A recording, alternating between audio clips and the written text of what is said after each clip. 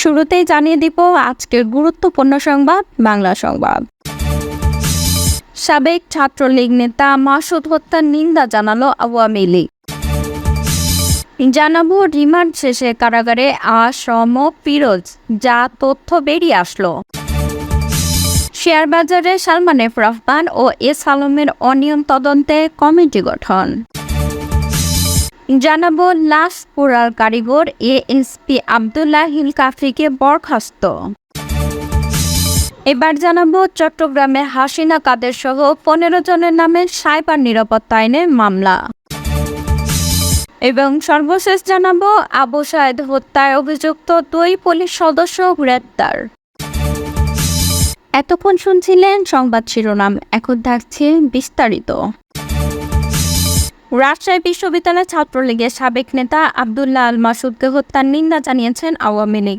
রবিবার দলের যুগ্ম সাধারণ সম্পাদক আ.খ.ম. বাহাউদ্দিন নাসিম এক বিবৃতিতে এ নিন্দা জানান। তিনি নির্বিচারে একের পর এক দলীয় নেতাকর্মীদের হত্যার ঘটনা জাতিকে বিপর্যয়ের দিকে নিয়ে যাচ্ছে বলে মন্তব্য করেছেন। আ.খ.ম. বাহাউদ্দিন নাসিম বলেন, শনিবার রাতে রাজশাহী বিশ্ববিদ্যালয়ের ছাত্রলীগের সাবেক নেতা আব্দুল্লাহ আল মাসুদকে নির্মমভাবে পিটিয়ে হত্যা করা হয়েছে। 1 দশক আগে 2014 সালে রাজশাহী বিশ্ববিদ্যালয়ের এক হামলায় মাসুদের পায়ের গোড়ালি বিচ্ছিন্ন করা হয়। এরপর থেকে একটি কৃত্রিম পায়ের সাহায্য নিয়ে পঙ্গু জীবনযাপন করছিলেন মাসুদ। মাত্র 5 দিন আগে মাসুদ কন্যা সন্তানের বাবা হন। তিনি গতকাল সেই কন্যার জন্য ওষুধ কিনতে বাসা থেকে বের হয়েছিলেন। ঠিক সে সময় হামলার শিকার হন। প্রথমে তাকে বস্তায় ভরে পেটানো হয়।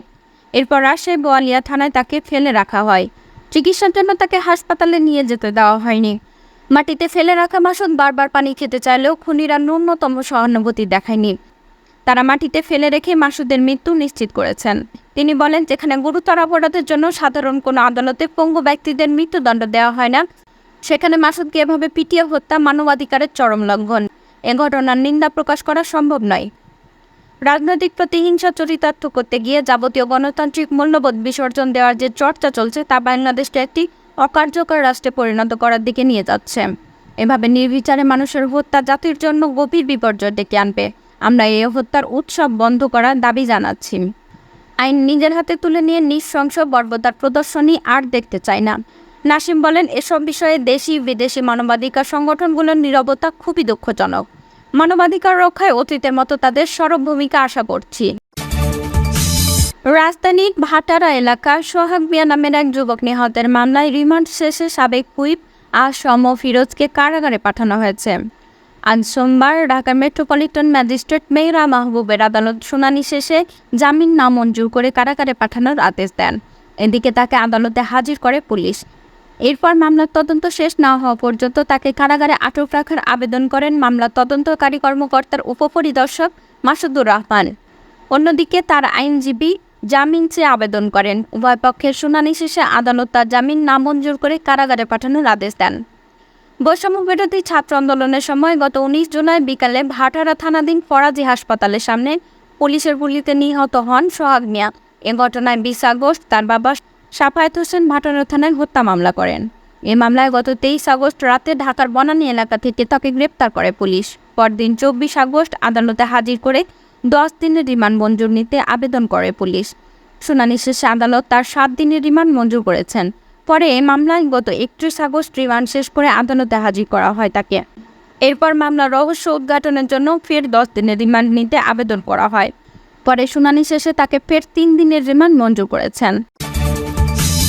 শেয়ার বাজারে সালমান এফ রহমান এবং এস আলম পরিবারের সদস্য ও তাদের প্রতিষ্ঠানের অনিয়মের তদন্তে 4 সদস্যের তদন্ত কমিটি গঠন করা হয়েছে। আজ সোমবার পুঁজিবাজারের নিয়ন্ত্রক সংস্থা বাংলাদেশ সিকিউরিটিজ অ্যান্ড এক্সচেঞ্জ কমিশনের পক্ষ থেকে এই তদন্ত কমিটি গঠন করা হয়। বিএসইসির পক্ষ থেকে এ তথ্য জানানো হয়েছে। গত 14 আগস্ট প্রথম আলোকে প্রকাশিত এস আলম গ্রুপের ইসলামী ব্যাংকের ঋণ অনিয়ম নিয়ে প্রতিবেদন প্রকাশিত হয়। পাশাপাশি একই দিন সাবেক প্রধানমন্ত্রী শেখ হাসিনার বেসরকারি শিল্প ও বিনিয়োগ বিষয়ক উপদেষ্টা সালমান এফ রহমান ও সাবেক আইনমন্ত্রী আনিসুল হকের গ্রেপ্তার নিয়ে আলাদা প্রতিবেদন প্রকাশিত হয়।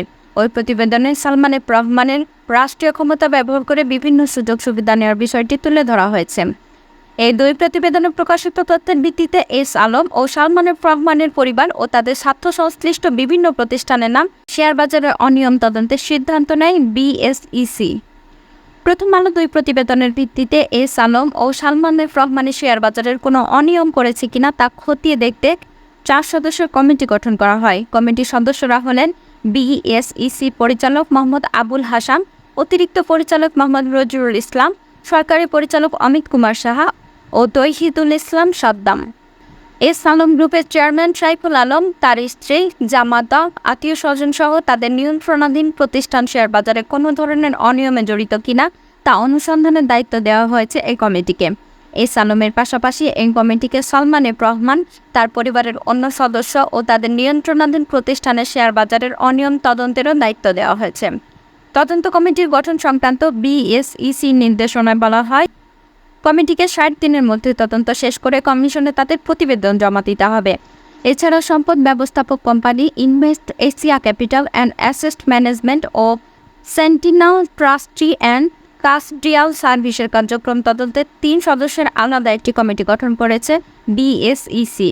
কমিটির সদস্যরা হলেন বিএসইসির অতিরিক্ত পরিচালক মোহাম্মদ এমদাদুল হক, উপপরিচালক রফিকুন নবী ও সহকারী পরিচালক শাকিল আহমেদ। এই কমিটিকেও 60 দিনের মধ্যে কমিশনে তাদের তদন্ত প্রতিবেদনে জমা দিতে বলা হয়েছে। ঢাকার আশুলিয়ায় আন্দোলনকারীদের হত্যার পর ভ্যানে মরদেহের স্তূপে আগুন দেওয়ার ঘটনায় গ্রেপ্তার সাবেক অতিরিক্ত পুলিশ সুপার আবদুল্লাহ কাফিকে সাময়িক বরখাস্ত করা হয়েছে। গত মঙ্গলবার স্বরাষ্ট্র মন্ত্রণালয়ের জননিরাপত্তা বিভাগের সিনিয়র সচিব ডক্টর মোহাম্মদ আব্দুল মোমেনের সই করার প্রজ্ঞাপনে তাকে সাময়িক বরখাস্ত করা হয়। প্রজ্ঞাপনে বলা হয়, যেহেতু আবদুল্লাহ কাফি এজাহার নামী আসামি এবং গ্রেপ্তার হয়ে জেল হাজতে আছেন, সেহেতু তাকে 3রা সেপ্টেম্বর থেকে সাময়িক বরখাস্ত করা হলো। এতে আরও বলা হয়, বরখাস্ত থাকাকালীন তিনি বরিশাল রেঞ্জ ডিআইজি অফিসে সংযুক্ত থাকবেন এবং বিধি অনুযায়ী খোরপোশ ভাতা পাবেন। 2রা সেপ্টেম্বর রাত 10টার দিকে শাহজালাল আন্তর্জাতিক বিমানবন্দর থেকে আবদুল্লাহ কাফিকে আটক করেছে ঢাকা মহানগর গোয়েন্দা পুলিশ। সম্প্রতি আশুলিয়া এলাকার একটি ভিডিও ফুটেজ ভাইরাল হয়। ওই ফুটেজে দেখা যায় 5 আগস্ট আশুলিয়া থানা এলাকায় পুলিশ সদস্যরা একটি ভ্যানে একাধিক মরদেহ তুলছে।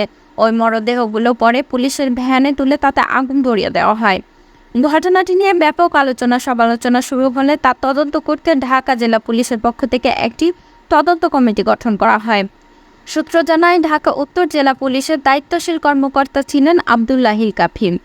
তার নির্দেশে লাশগুলোকে পুলিশের ভ্যানে তোলার পর আগুন দিয়ে ধরিয়ে দেওয়া হয়। তাকে শনাক্ত করার পর তিনি দেশ ছেড়ে পালিয়ে যাওয়ার চেষ্টা করছিলেন। সাবেক প্রধানমন্ত্রী শেখ হাসিনা, সড়ক পরিবহন ও সেতু মন্ত্রী ওবায়দুল কাদের এবং তথ্য প্রযুক্তি প্রতিমন্ত্রী জুনায়েদ আহমেদ পলক সহ 15 জনের বিরুদ্ধে সাইবার নিরাপত্তা আইনে মামলা হয়েছে। একই মামলায় অজ্ঞাত 100 জনকে আসামি করা হয়েছে।